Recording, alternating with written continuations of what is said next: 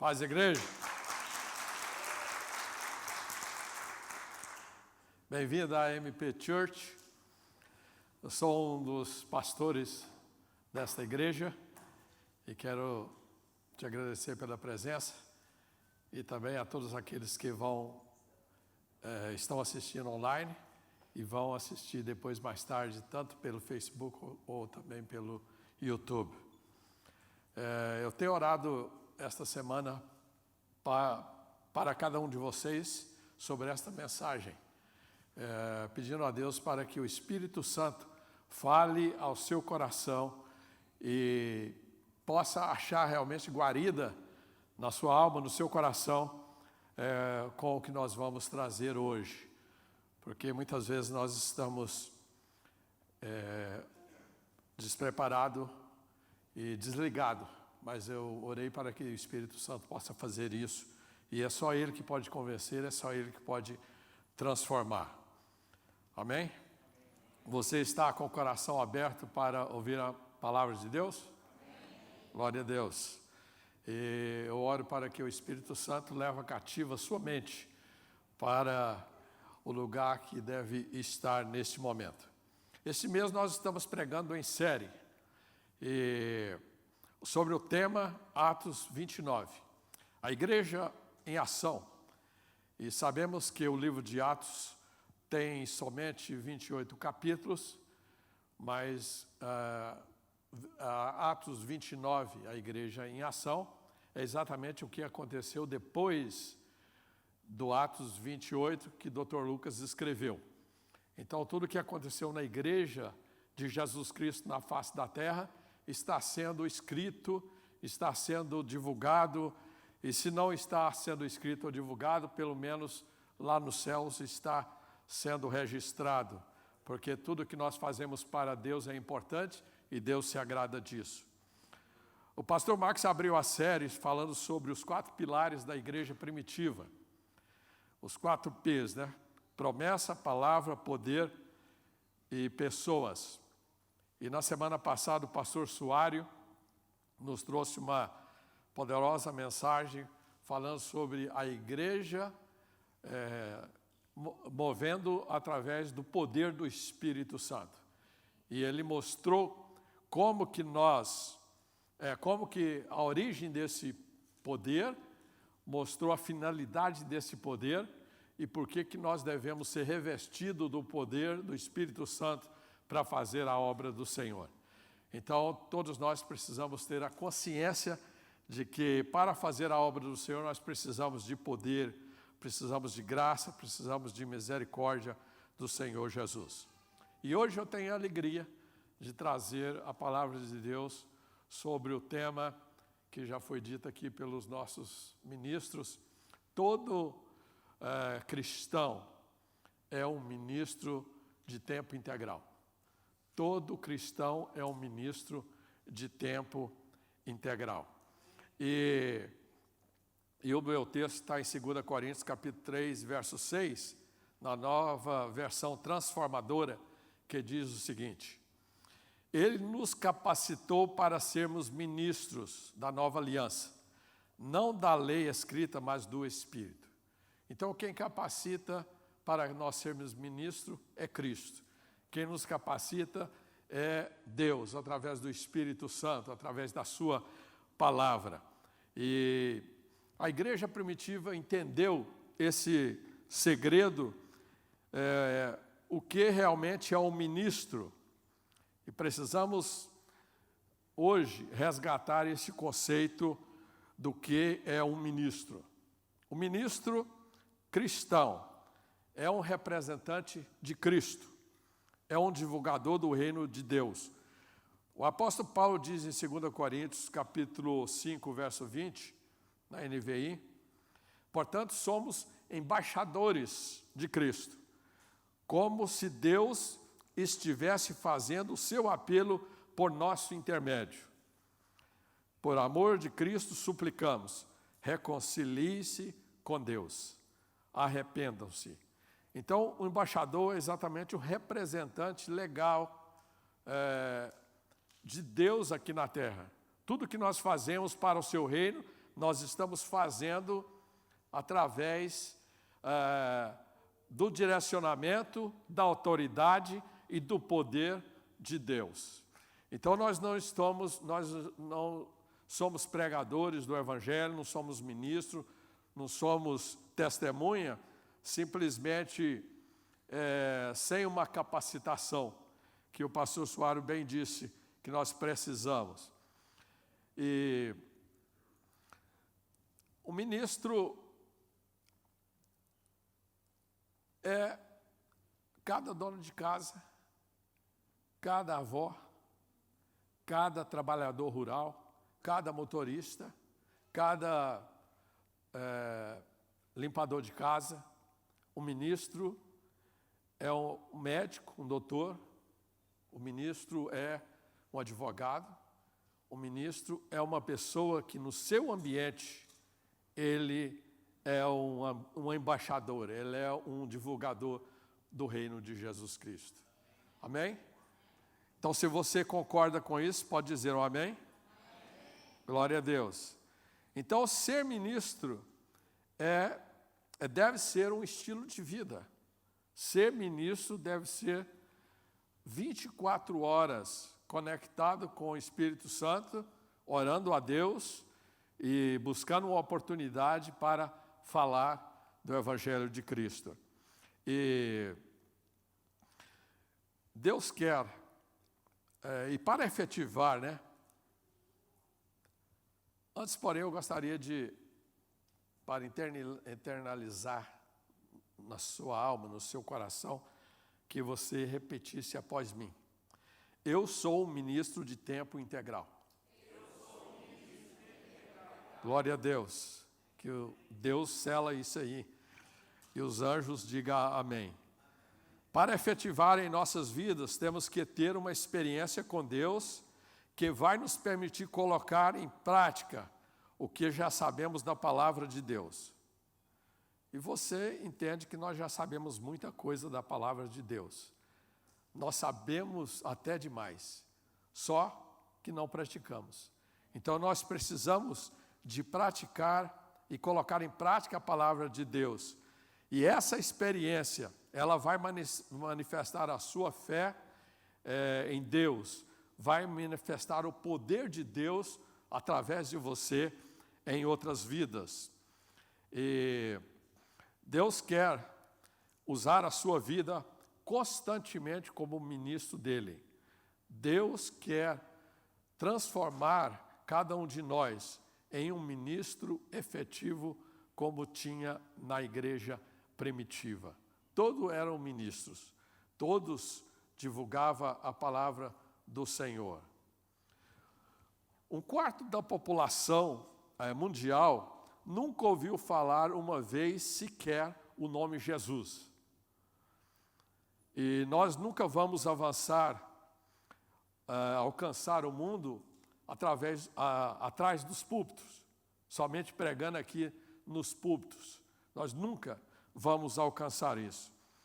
E se nós juntarmos todos os templos das igrejas em todo o mundo e enchêssemos todos os bancos, todas as cadeiras, nós não seríamos capazes de colocar 2% da população mundial dentro das igrejas. Eu vou repetir. Se nós juntarmos todos os templos das igrejas, católica, protestante, evangélicas, em todo o mundo, e enchêssemos todos os bancos, todas as cadeiras que tem nessas igrejas, nós não seríamos capazes de colocar 2% da população mundial dentro das igrejas. Então, qual a solução? Nós temos que sair das quatro paredes. Nós temos que ser ministro lá fora. É importante o seu ministério aqui dentro da igreja. É importante você cantar, você tocar, você ser diácono, qualquer área ministerial. Mas o mais importante é você ser embaixador de Cristo lá fora. Amém? E isso que é o conceito de ser ministro integral, ser ministro 24 horas. E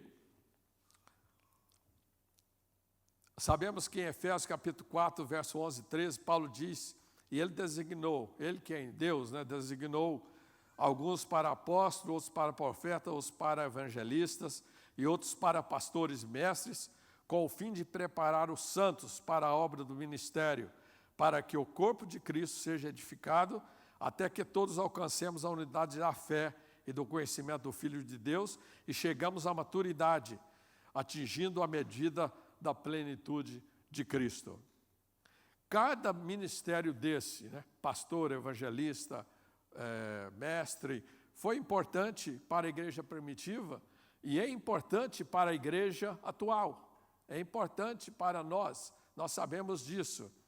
Mas a igreja primitiva, ela não ficou dependendo somente desses obreiros.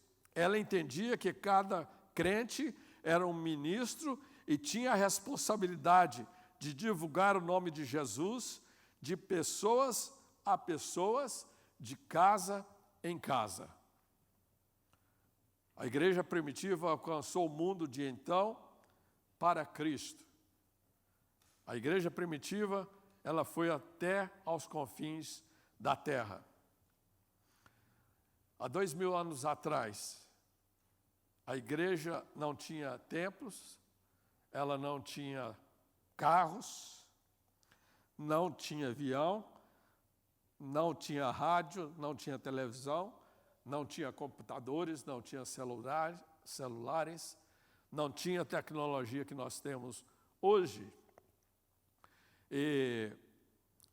Mas a igreja primitiva, ela tinha uma coisa, ela era comprometida com o ID de Jesus e ela era guiada e tinha o poder do Espírito Santo na vida dela. Então, essa era a grande diferença. Hoje nós utilizamos a mídia, não tem nada errado contra isso, televisão, usamos o avião para ser mais rápido, mas nós estamos muito além do que nós necessitamos. E os 12 apóstolos e Paulo, eles não podiam fazer o trabalho sozinho, nem os 120 que ficaram ali no cenáculo e foram cheios do Espírito Santo. Eles não podiam fazer o trabalho sozinhos. Mas a igreja entendeu o segredo do que realmente é um ministro. É toda dona de casa, é todo médico, é toda avó, é todo tio, é todo carpinteiro, é todo trabalhador rural, é todo motorista, é todo homem, toda mulher que professa a fé em Jesus. Ministro é todo crente em Jesus. Ministro é todo crente. Se você é crente, foi redimido e lavado pelo sangue de Jesus, você é um ministro. Então, todo ministro, todo cristão verdadeiro, na essência da palavra, é um ministro de tempo integral.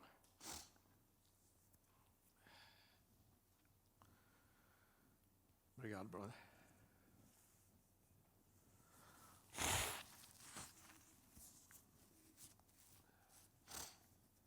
Há um mês atrás, a Cris e eu chegamos na casa de um cliente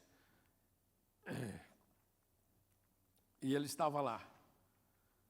Ele estava lá com um cachorrinho na mão e ele disse: olha, eu tenho duas notícias para vocês, uma boa e uma ruim. A boa é que há mais de ano os 2 cachorros que nós tínhamos morreu e agora nós temos esse pup aqui, esse cachorrinho, que chegou ontem na nossa casa e vai fazer parte da nossa família. Aí eu falei para ele, nós brincamos com o cachorrinho, perguntamos o nome dele, tudo. E qual que é a má notícia? A má notícia é que eu fiz uma colonoscopia e o doutor disse que eu tenho um tumor e vou ter que fazer uma cirurgia para retirar esse tumor. Eu já havia tentado falar de Jesus para ele várias vezes.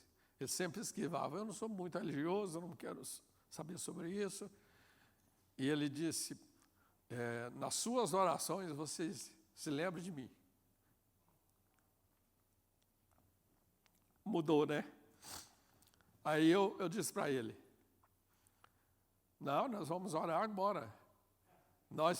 A igreja está aqui. A Cris e eu somos a igreja. E Jesus fala que se tiver 2 ou mais, nós vamos orar. E Ele está aí. Então eu quero dizer para você que Jesus está aqui no nosso meio. Aí nós demos as mãos, apesar de estar todo mundo de máscara. E eu orei por ele. Orei por ele, declarei a bênção para ele. E a provisão de Deus, a salvação na vida dele. E ele disse que daria notícia. Então, domingo passado eu estava aqui na igreja, recebi um text message dele, dizendo, Milson, obrigado pelas orações, a cirurgia foi um sucesso, não teve nada, e agora o tumor foi mandado para a biópsia. Falei, amém, continuamos orando por você. A vitória é nossa, no nome de Jesus. E então nós chegamos sexta-feira na casa dele, e ele nos disse que a biópsia deu negativa. Amém?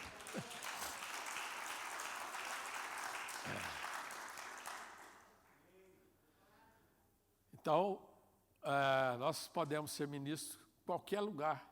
Basta você estar conectado, você estar ligado. E eu quero falar sobre 3 características de um ministro de tempo integral, para nós embasar mais o nosso texto. O ministro vê como Jesus vê. O ministro vê como Jesus vê. Ele olha com os olhos de Jesus, ele vê com as lentes de Jesus. Vê a situação e as pessoas com os olhos de Jesus. E como que Jesus olhava as pessoas? Jesus olhava as pessoas com compaixão. Jesus olhava as pessoas com amor.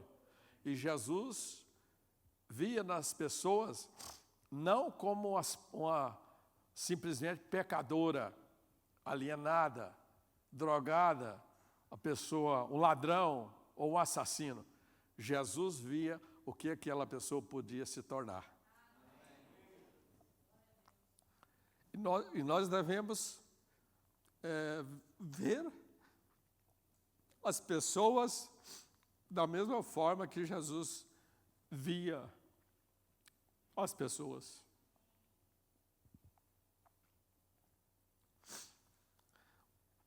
Os discípulos de Jesus viram no cego Bartimeu uma pessoa que estava importunando Jesus.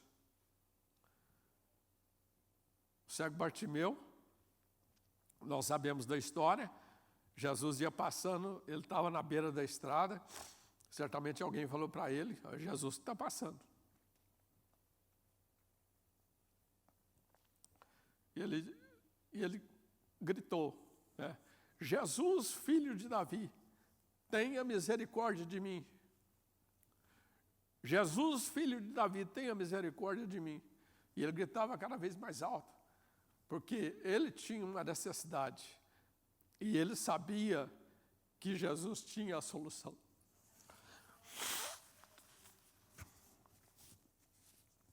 Mas o que os discípulos viram? Viram uma pessoa que estava importunando Jesus, né? Ele falou para Bartimeu, fica lá caladinho, você está gritando demais, está perturbando o mestre, fica calado. E a Bíblia diz que Jesus parou e atendeu a necessidade daquele cego. Curou a sua cegueira. Bem? Às vezes nós estamos sem tempo para nada, mas nós precisamos parar para atender a necessidade dos outros.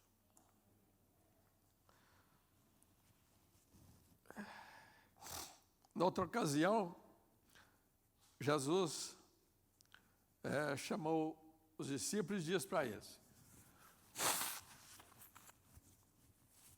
essa multidão já está me seguindo faz 3 dias e a comida acabou e eu não quero despedi-las com fome, porque eles podem voltar para sua casa e desfalecer no caminho. E os discípulos disseram o que para ele? Não, mestre, nós não temos comida para esse tanto de gente aqui, não. Nós não temos comida e nem temos dinheiro para comprar. E nem local também para comprar. Mas Jesus perguntou a eles: o que vocês têm? Ele falou: nós temos 7 pães e alguns peixinhos aqui. Então, Jesus fez aquele milagre da transformação, né? Alimentou 4.000 homens, sem contar as mulheres e as crianças, e ainda sobejou 12 cestos de pães. Amém? Então, Jesus vê a necessidade e ele atende a necessidade. Ele é sensível a isso. E é o que nós devemos aprender com ele. Aprender com ele. E não... Nós somos discípulos, igualzinho àqueles que estavam lá, né?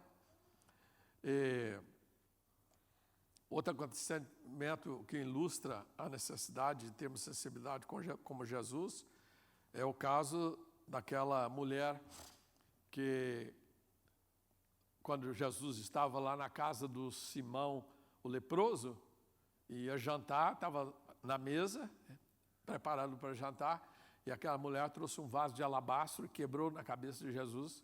Não sei se quebrou na cabeça de Jesus.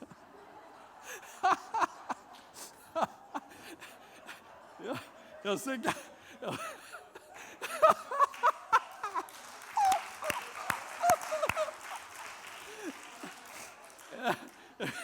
Quebrou o vaso de alabastro ou derramou, eu não sei. Eu sei que ele ungiu o corpo de Jesus, a cabeça de Jesus com o vaso de alabastro. E o que os discípulos falaram? Que desperdício, né? Que desperdício. Esse perfume vale 300 denários, ou seja, 300 dias de serviço. $100 cada dia de serviço, vamos imaginar aí $3.000, né?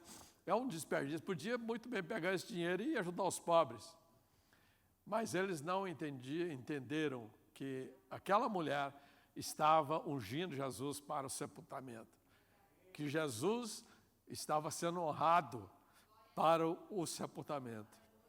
E é isso que Deus faz na vida daquelas pessoas que querem ser usadas por Ele de uma forma ou de outra. Você pode ser usado como ministro, tanto para fazer uma coisa ou outra de acordo com o que Deus lhe orienta. E a história dessa mulher, Jesus falou, em todo mundo vai ficar sabendo o que ela fez, porque é uma forma de honrar o legado dela. Então temos que desapegar das coisas materiais para ter uma nova dimensão espiritual. Temos que ter uma comunhão com o Espírito Santo para que Ele possa tirar todo o véu e enxergarmos nossa missão como ela é. Temos que ver como Jesus vê. O segundo ponto, o ministro deve ter convicção da sua missão. E é isso que o Espírito Santo faz na nossa vida, ele traz convicção. Ser um ministro de tempo integral é ter a missão de servir. Jesus disse que veio para servir e não para ser servido, e dar a sua vida em resgate de muitos. Em Lucas, no capítulo 4, nós vemos aquela experiência maravilhosa de Jesus. Normalmente ele ia na sinagoga todo sábado, e aqui naquele dia ele era o preletor, e eles deram para ele o livro de Isaías para ele ler. E ele leu o seguinte: o Espírito do Senhor está sobre mim, pelo que me ungiu para anunciar boas novas aos pobres. Enviou-me para proclamar libertação aos cativos e restauração ao ano aceitável do Senhor. E ele disse: hoje se cumpriu essa escritura nos nossos ouvidos. A missão de Jesus dada aos seus discípulos é exatamente isso. Jesus ali estava assumindo a sua missão, ele tinha convicção da sua missão. Eu vim para fazer isto, para libertar os cativos, para trazer salvação, para trazer vida. E nós, como ministros, nós devemos fazer a mesma coisa. Jesus disse que era para nós irmos pregar o Evangelho, e nós realizaríamos mais milagres do que ele realizou. Então nós temos a autoridade, nós podemos dizer muito bem, como Jesus disse aqui, o Espírito Santo me ungiu para pregar as boas novas aos pobres, boas novas aos carentes, boas novas aos perdidos, e da mesma forma que ele foi ungido pelo Espírito Santo. Então, Jesus nos deu essa missão, né? O reino do céu está próximo. Curem os enfermos, ressuscitem os mortos, purifiquem os leprosos, expulsem os demônios. Vocês receberam de graça, dei de graça. Então Jesus aproximou também e disse, outra vez lá em Mateus 28, foi-me dado toda a autoridade nos céus e na terra, portanto vão, façam discípulos de todas as nações, batizando-as em nome do Pai, do Filho e do Espírito Santo, ensinando-os a obedecer a tudo o que te ordenei. E eu estarei sempre com vocês até o fim dos tempos. Amém? Então nós temos a promessa de Jesus que está conosco todo o tempo até o final da nossa missão, ao final da nossa vida. Então, como um bom soldado, nós devemos estar determinados a cumprir nossa missão, focado o tempo todo na ordem de Jesus, no ID de Jesus. Você é um ministro de tempo integral. Deus vai fazer algo grande na sua vida e coisas maiores através da sua vida para as outras pessoas. Você crê nisso? Então toma posse, em nome de Jesus, para você ser usado por Jesus. Terceiro e último, o ministro de tempo integral deve ser uma testemunha de Jesus.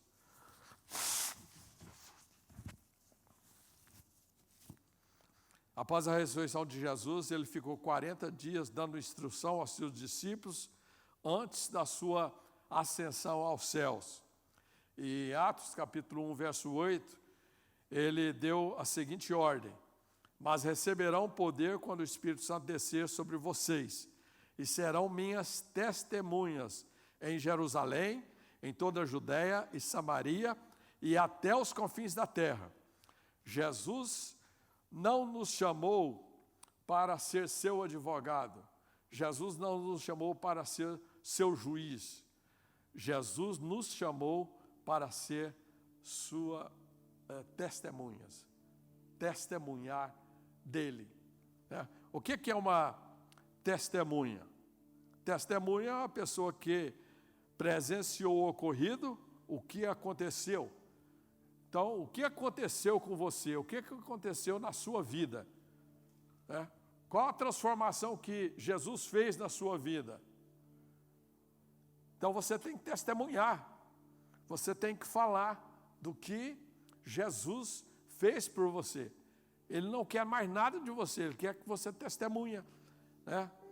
Você pode muito bem testemunhar do amor de Deus, dizendo: Deus me amou tanto que mandou o seu Filho, Jesus, para morrer no meu lugar. Você está dando um testemunho da salvação. Coisa simples. Você pode muito bem falar para o seu amigo, para a sua pessoa. Deus também protege suas finanças.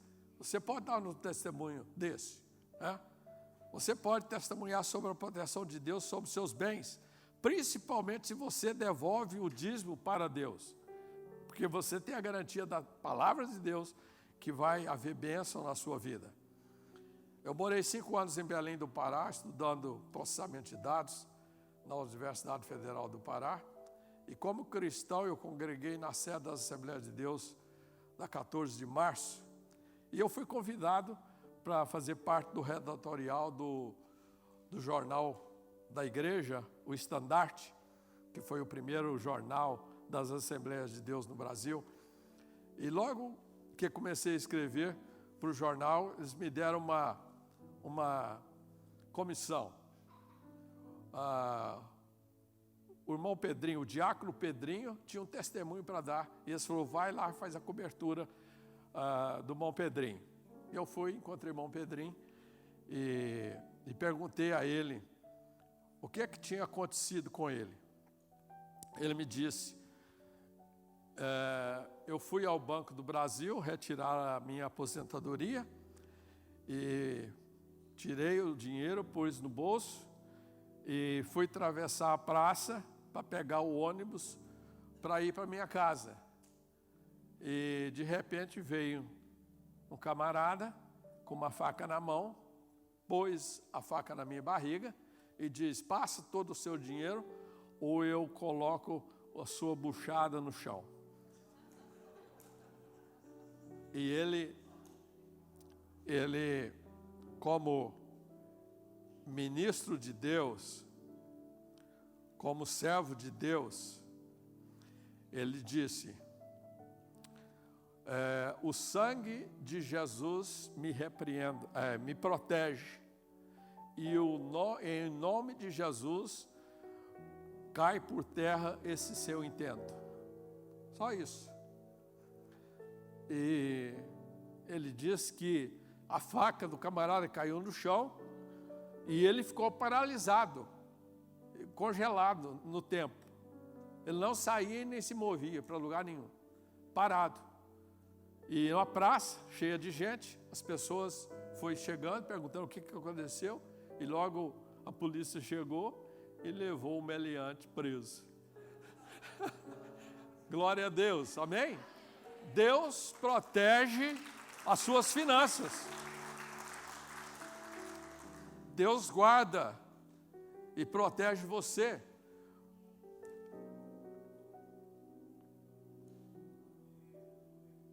Eu sei que dezenas de irmãos aqui nessa igreja têm testemunhos e milagres para contar que aconteceu na sua vida, além do milagre da salvação. Eu sei disso. Mas às vezes fica calado, não testemunha. No Salmo 103, Davi diz assim, bendiz, ó minha alma, ao Senhor, e tudo o que há em mim, bendiga o seu santo nome. Bendiz, ó minha alma, ao Senhor, e não te esqueça de nenhum de seus benefícios. Ou seja, não esqueça de nenhuma de suas bênçãos. Então é para você anotar todas as bênçãos que Deus fez para você. E contar, como Israel fazia. Né? O Deus com braço forte tirou o povo do Egito, sempre repetia, né? O que Deus tinha feito para a nação de Israel. Então o milagre, ele não envelhece. Você tem que contar o seu milagre, por mais que seja o tempo passado. Se você tem um milagre novo, ótimo. Mas se não tem, você tem que contar o seu milagre. Você tem que testemunhar o seu milagre, o que Deus fez por você. Né? Então você deve sempre contar as suas bênçãos, independente do tempo em que você a recebeu. Em conclusão a esta mensagem, eu gostaria de enfatizar o que falamos. Precisamos rever o conceito de que todo cristão é um ministro de tempo integral. Onde você estiver, você deve ver como Jesus vê. O ministro deve ter convicção de sua missão. E o ministro deve ser testemunha de Jesus. Então todos nós temos a responsabilidade de compartilhar o que Deus fez por nós e em nós. Oswald Smith diz que nenhuma visão que não seja o mundo é a visão de Deus. Todos são chamados para servir a Deus e ao mundo. O mundo é o campo. Nós precisamos intervir com os nossos dons e talentos para que o mundo conheça Jesus. Deus quer usar a nossa vocação, nossa vida, nossos recursos, nossa formação para colocar ordem no caos da humanidade. Somos chamados a sermos embaixadores do reino de Deus e nossa missão é a reconciliação. Nossa missão é pregar a mensagem de reconciliação, que todos os olhos estejam no mundo, sejam para o outro lado da rua ou o outro lado do mundo. Saiamos da nossa zona de conforto e saiamos para o mundo que carece da mensagem do Evangelho. Amém? Palavras do Oswald Smith. Eu quero agradecer a você que nos assiste pelo Facebook e pela YouTube. Que Deus possa te abençoar e que você possa ser um ministro de tempo integral. Amém. E agradeço também à igreja. Em nome de Jesus.